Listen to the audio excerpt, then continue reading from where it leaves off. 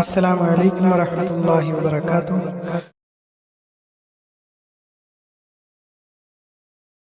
സൂറത്ത് 12-ാമത്തെ ആയത്ത് സുലൈമാൻ അലൈഹിസ്സലാമിൻ്റെ മുഅ്ജിസത്തുകൾ എന്ന് പറയുന്നത് കാറ്റിനെ അധീനപ്പെടുത്തി കൊടുത്തു.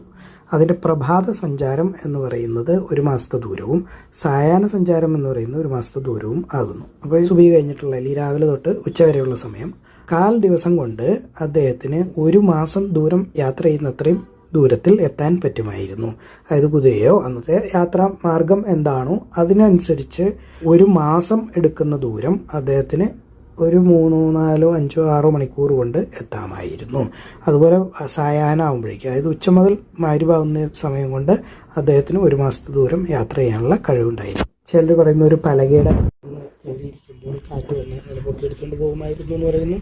ചില പണ്ഡിതന്മാർ പല വിശദീകരണം കൊടുക്കുന്നുണ്ട്.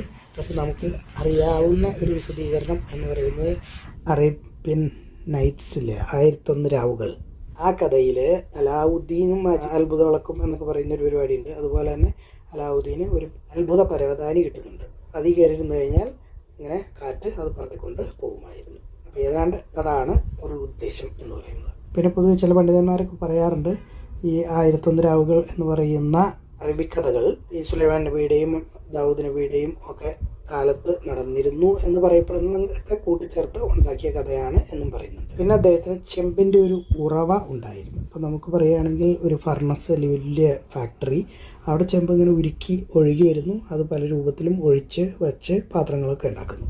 സുലൈമാൻ നബിക്ക് കിട്ടിയത് മുഅ്ജിസത്താണ്, അല്ലാതെ ഫാക്ടറി അല്ല.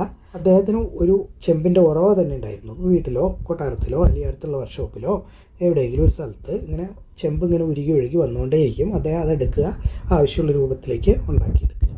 അദ്ദേഹത്തിന് കീഴിൽ ജിന്നുകൾ ജോലി ചെയ്യുമായിരുന്നു.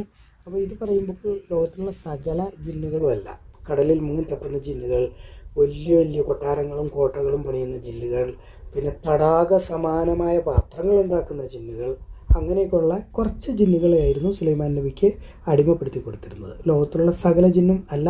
അതായത് ഇബ്ലീസൊക്കെ ആ സമയത്തും അവിശ്വാസവും കാര്യങ്ങളൊക്കെ ആയിട്ട് നടക്കുന്നുണ്ടായിരുന്നു. അതായത് അവർ സ്വതന്ത്രരാണ്, സുലൈമാൻ നബിയുടെ കീഴിലല്ല. തിരഞ്ഞെടുക്കപ്പെട്ട ഏതാനും വർഗം ജിന്നുകൾ അദ്ദേഹത്തിന് അടിമപ്പണി ചെയ്യുന്നുണ്ടായിരുന്നു.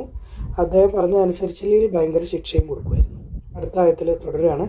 ഉന്നത സൗധങ്ങൾ, വലിയ വലിയ ബിൽഡിങ്, ശില്പങ്ങൾ ഉണ്ടാക്കുന്നത്, വലിയ ജലസംഭരണി പോലെയുള്ള തളികൾ, പിന്നെ നിലത്തുറപ്പിച്ചിർത്തിയിരിക്കുന്ന പാചകപാത്രങ്ങൾ, അതായത് വലിയ വലിയ പാത്രങ്ങൾ താഴെ തീയിട്ട് കത്തിച്ച് വലിയ പോത്തിനെയും ഒക്കെ ഉണ്ടാക്കാൻ പറ്റുന്നത്. നമ്മളുടെ കാലത്തുള്ള പാത്രങ്ങളൊന്നുമല്ല, നമുക്ക് ഊഹിക്കാൻ പറ്റാത്തത്ര വലിപ്പമുള്ള പാത്രങ്ങളാണ്. ഇതെല്ലാം ജിന്നുകളായിരുന്നു ചെയ്ത് കൊടുത്തിരുന്നത്.